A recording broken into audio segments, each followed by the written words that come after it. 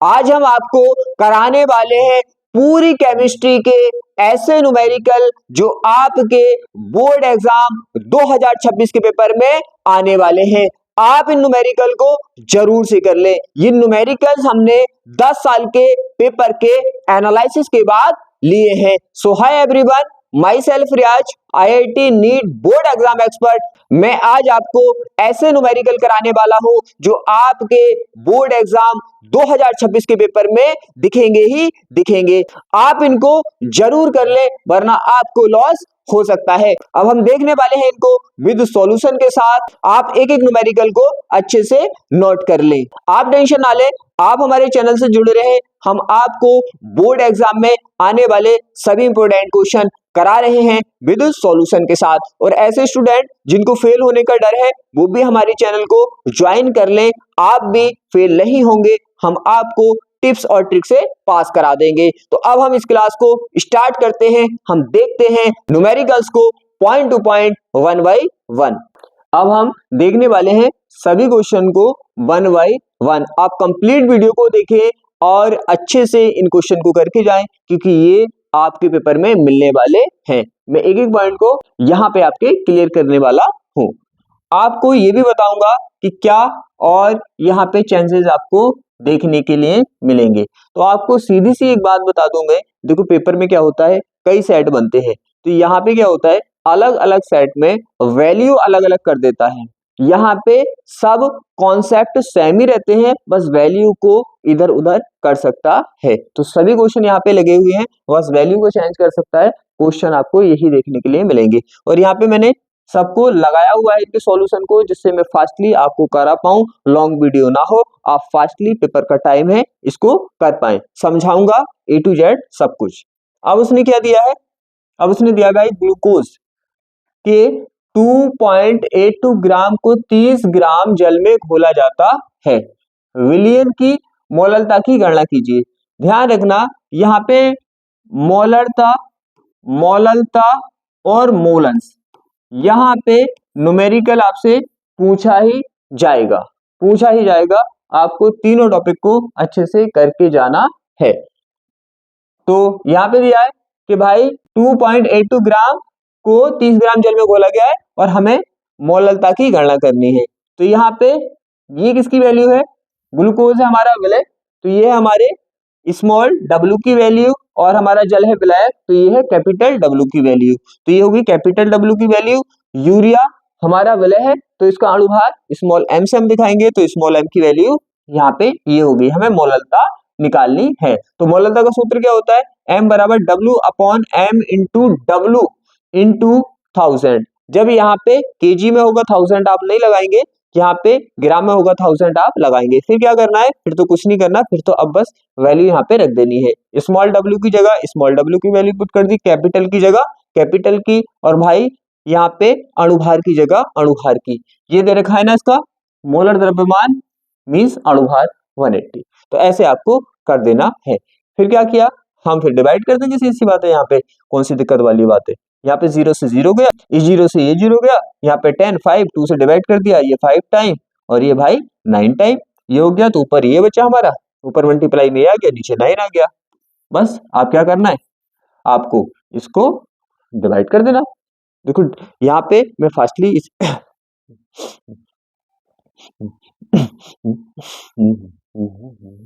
देखो यहाँ पे मैंने इसलिए लिया है, अगर मैं यहाँ पे सब कुछ लिख के कराऊंगा तो सी बात है 5 मिनट एक ही न्यूमेरिकल ले जाएगा, इसलिए आपको फास्टली कराने के लिए मैं लाया हूँ।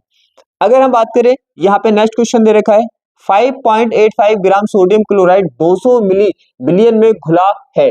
बिलियन की मोलरता की गणना करनी है, यहाँ पे मोलरता निकाल ली है। तो ये हमारा सोडियम क्लोराइड है भाई, ये क्या है बिलियन, स्मॉल w दे रखा है। यहाँ पे बिलियन कितना है, बिलियन का आयतन हमारा 200 ml है, तो सी बात है v की वैल्यू ये हो गई।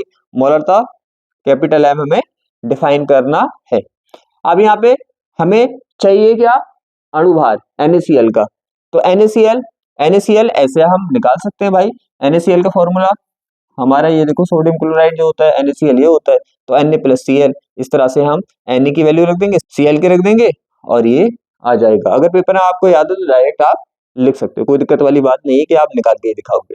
फिर उसके बाद हमने फॉर्मूला लगा दिया, ये इसका फॉर्मूला होता है। फिर क्या करना होता है, फिर तो सीधी सी बात है, बस वैल्यू पुट करनी होती है। ध्यान रखना, बस इसका ध्यान रखना है, यहाँ पे लीटर में है तो यहाँ पे 1000 नहीं, यहाँ पे ml में तो 1000, फिर हमने वैल्यू रख देते हैं इसकी सबकी, बात खत्म। आप स्क्रीनशॉट लेना चाहें तो ले सकते हैं। आगे यहाँ पे देखो क्या निकालना है हमें, हमें यहाँ पे निकालना है भाई इसका मोल अंश। तीनों टॉपिक बहुत इंपॉर्टेंट है।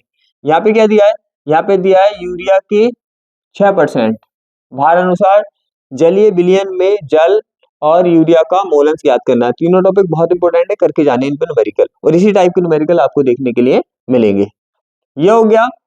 अब क्या करेंगे, यहाँ पे परसेंटेज हटाने के लिए यहाँ पे हम 100 से डिवाइड कर देंगे।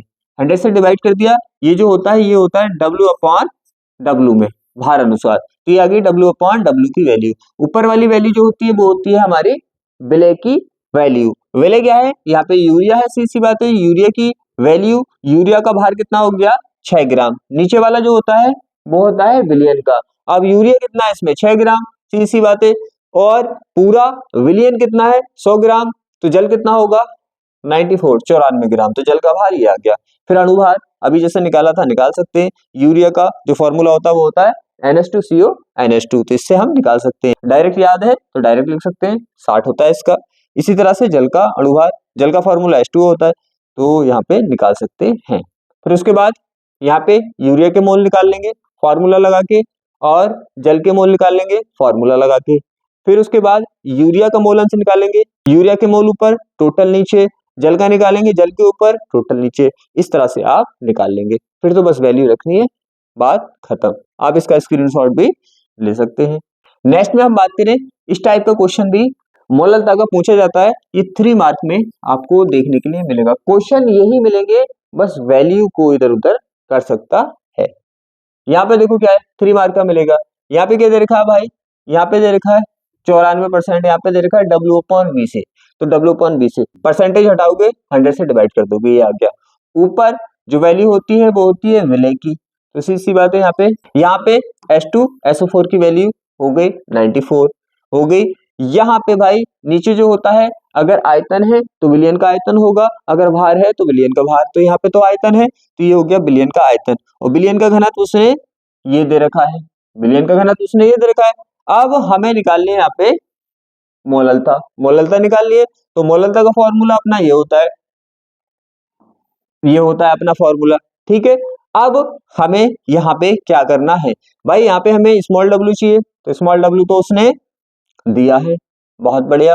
फिर उसके बाद हमें स्मॉल m चाहिए, तो स्मॉल m हम निकाल लेते हैं, स्मॉल m तो हम निकाल लेते हैं इसका। तो H2SO4 का क्या होता है, मैंने डायरेक्ट लिखा है 98 होता है। अब बात आती है हमें कैपिटल W चाहिए, विलायक का भार चाहिए। विलायक का भार तो नहीं है, यहाँ पे तो विलय का भार है, और यहाँ पे भाई विलयन का आयतन है, तो हम इस फॉर्मूले का यूज करके निकाल लेते हैं। क्या होगा, विलयन का भार बराबर होगा विलयन का घनत्व इंटू विलयन का आयतन, ये होगा। अब घनत्व हमें दे रखा है, लगा दिया हमने, आयतन हमें दे रखा है, लगा दिया हमने, 2 जीरो से पॉइंट उड़ा दिया हमने इसका, तो कितना आ गया, यहाँ पे आ गया 184, ये आ गया। तो ये आ गया विलयन का भार, हमें किसका चाहिए, विलायक का। तो सी बात है, विलयन के भार में से अगर आप विलय का भार घटा दोगे तो किसका आ जाएगा, विलायक का। तो इस तरह से हमने कैपिटल W निकाल लिया, फिर आप फॉर्मूले में पुट कर देंगे, निकल जाएगा। मोस्ट इंपोर्टेंट है, करना है।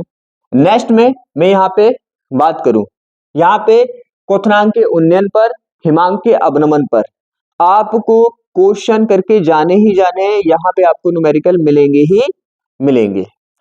ये देखो यहाँ पे क्या दे रखा है, 3 ग्राम यूरिया को 100 ग्राम जल में घोलने पर, यहाँ पे क्वथनांक के उन्नयन को बताना है, और उसने क्या दे रखा है, मोलल उन्नयन स्थिरांक उसने ये दे रखा है। तो यूरिया मींस स्मॉल w दे रखा है, जल विलायक है कैपिटल W दे रखा है, यहाँ पे मोलल उन्नयन स्थिरांक मींस Kb की वैल्यू दे रखी है। हमें यहाँ पे क्वथनांक में उन्नयन निकालना है, डेल्टा Tb की वैल्यू निकालनी है, इसका ये अपना फॉर्मूला होता है। फिर क्या करेंगे, आप फॉर्मूला रखेंगे, बात खत्म। तो ध्यान रखना है, क्वथनांक का उन्नयन, हिमांक का अवनमन, दोनों जो है ये मोस्ट इंपोर्टेंट है 5 स्टार न्यूमेरिकल है, आपको करने ही करने हैं।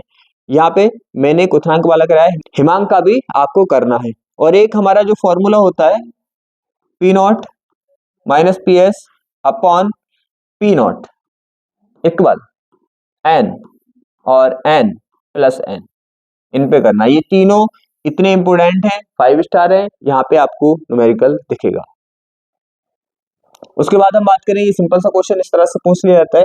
यहाँ पे उसने मोलरता दे रखी है भाई, और यहाँ पे विलयन की चालकता दे रखी है, मोलर चालकता पूछी है, एम दे रखा है, यहाँ पे दे रखा है, और मोलर चालकता पूछी है।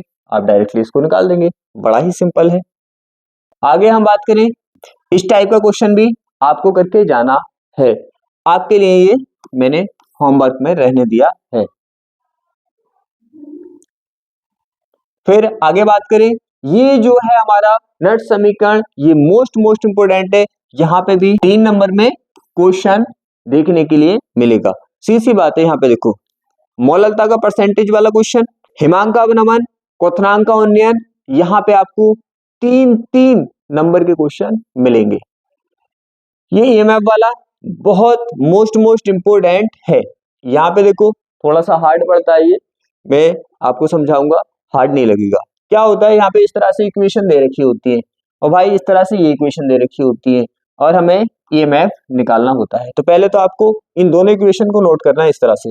देखिए ये कन्वर्ट हो रही है CD कन्वर्ट CD प्लस 2 में, तो CD कन्वर्ट CD प्लस 2 में, जब ये CD प्लस 2 में गया होगा तो 2 इलेक्ट्रॉन लूज करे होंगे, दिए होंगे, ठीक। दूसरा हमारा यहाँ पे Ag plus convert to Ag में, तो Ag प्लस काय में Ag में, तो Ag प्लस Ag में गया होगा तो 1 इलेक्ट्रॉन लिया होगा, तो 1 इलेक्ट्रॉन लेकर Ag चला गया।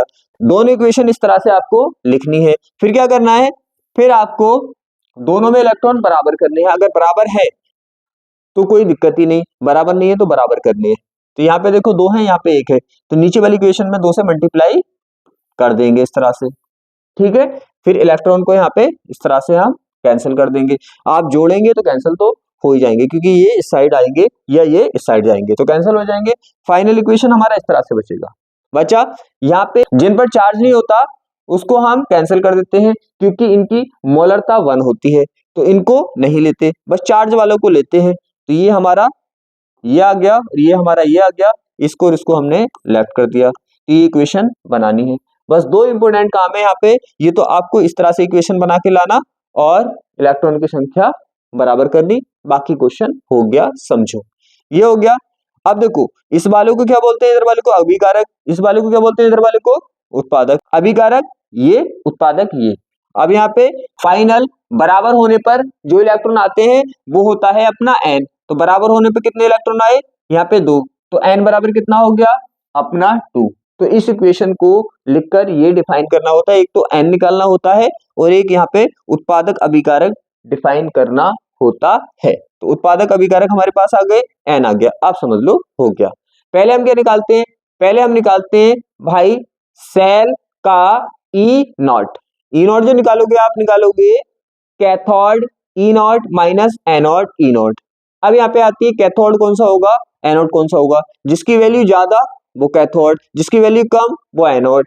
यहाँ पे देखो दोनों वैल्यू दे रखी है आपको, दोनों वैल्यू दे रखी है, ज्यादा वो है कम ये है, तो ये कैथोड की ये एनोड की, तो सी बात है हमने नोट कर दी भाई, कैथोड की ये है, एनोड की ये है, ये हो गई। फिर हमने निकाल दिया E cell not cathode minus anode, जब रखोगे वैल्यू को दोनों की तो ये आएगा, आ गया, यहाँ पे कोई दिक्कत। उसके बाद हम ये समीकरण लगा देंगे, नट समीकरण लगा देंगे, लगा दिया हमने।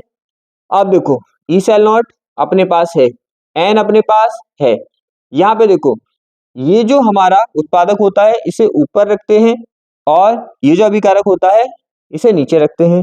जो भी इनके आगे लिखा होता है इनकी पावर में आ जाता है। इसके आगे 1 लिखा है तो 1 तो लगाओ या मत लगाओ, कोई दिक्कत नहीं। इसके आगे 2 लिखा है, 2 लगा दिया, लगा दिया। फिर यहाँ पे जो भी इसकी मोलरता दे रखी है वो इनकी जगह रख देनी है। मोलरता इसकी भी 1 है 1, इसकी भी 1 है 1, तो 1 का स्क्वायर भी करोगे 1 ही रहेगा, कोई दिक्कत को डाउट। तो क्या करेंगे हम यहाँ पे भाई 1 और 1, तो 1 को 1 से डिवाइड करोगे क्या आएगा, 1 ही आएगा। log 10 पे 1 की वैल्यू कितनी होती है 0, तो ये वाला पार्ट पूरा कितना हो जाएगा 0 आ जाएगा। तो तो ई सेल बराबर आ जाएगा ई सेल नॉट के। तो यहाँ पे भाई जो ई सेल नॉट था वही हमारा ई सेल हो जाएगा। लेकिन ऐसा नहीं सब में ये बराबर आएगा। अगर यहाँ पे मोलरता 1 नहीं होती है या बराबर नहीं होती है नीचे ऊपर वाली, तो यहाँ पे ये दोनों के बराबर नहीं आएगा। फिर यहाँ पे आपको इसको डिवाइड करके लॉग की वैल्यू लगानी पड़ेगी, इसमें मल्टीप्लाई करनी पड़ेगी, फिर आपको ई सेल नॉट में से ये वाला पार्ट घटाना पड़ेगा, तो आपका ये आएगा।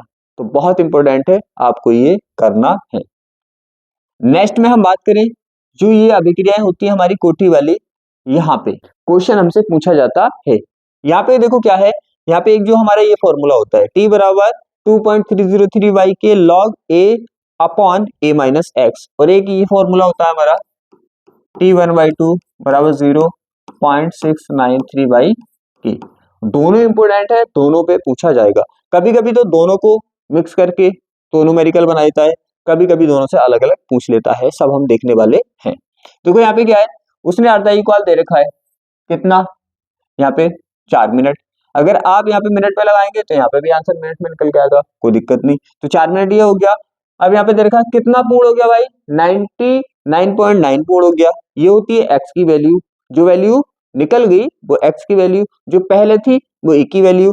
अब यहाँ पे उसने ए तो दिया ही नहीं, तो ए अपने पास से हम 100 मान लेंगे। तो ए कितना 100, एक्स कितना 99.9, फिर ए माइनस एक्स निकालना होता है हमें, तो ए माइनस एक्स हम इस तरह से निकाल देंगे लेस करके। टी हमें यहाँ पे निकालना है। उसने क्या पूछा है, 99 कितने समय में पूर्ण होगी, तो टी हमें यहाँ पे निकालना है, जी निकालना है हमें, सी बात है। अब टी निकालने के लिए इस इक्वेशन का यूज करना पड़ता है। अब यहाँ पे देखो ए अपने पास है, ए माइनस एक्स अपने पास है, लेकिन के तो है ही नहीं, तो हम क्या करेंगे, इस इक्वेशन का यूज करके के निकालेंगे। जैसे ही हमारे पास क्या आ जाएगा, हम इसका यूज करके टी निकालेंगे। तो दोनों के कोरिलेशन से भी न्यूमेरिकल पूछा जाता है और अलग अलग भी पूछा जाता है, और ये भी क्वेश्चन आपको देख लेना है। नेक्स्ट में हम बात करें, यहाँ पे इस टाइप का क्वेश्चन भी पूछा जाता है कि 10 गुना होता है, 2 गुना होता है, 5 गुना होता है, इस तरह का क्वेश्चन भी यहाँ पे पूछा जाता है। तो यहाँ पे 2 टाइम दे रखे होते हैं, तो दोनों को आपको अलग अलग डिफाइन करना है, फिर डिवाइड करके निकाल देना है। जैसे देखो एक तो दिया है उसने कि प्रथम कोटि की अभिक्रिया में 99.9 पूर्ण होने में लगा समय, तो एक तो समय ये हो गया, और एक अर्धायुकाल एक समय ये हो गया। तो हमारे पास कितने समय हैं, 2 समय हैं।